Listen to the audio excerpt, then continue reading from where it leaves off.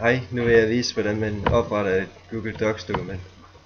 Først så åbner du Google Chrome eller Internet Explorer, det bestemmer du selv.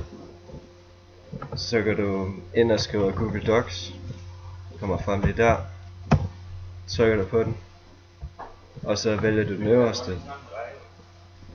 Og hvis ikke du har en Gmail account, så er du nødt til at lave en, men nu har jeg en, så nu går den bare automatisk ind. Og så trykker du opret, og så kan du dele med nogle af din gruppe, så at der er flere, der kan redigere på den på samme tid ved at trykke del. Og så skal du navngive den først, kalder den bare vejledning.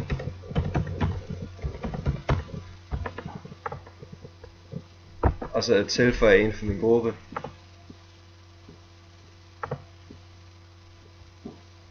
Så det vil sige, at nu kan hun redigere det her dokument samtidig med mig. Og det var sådan set sådan man gør det.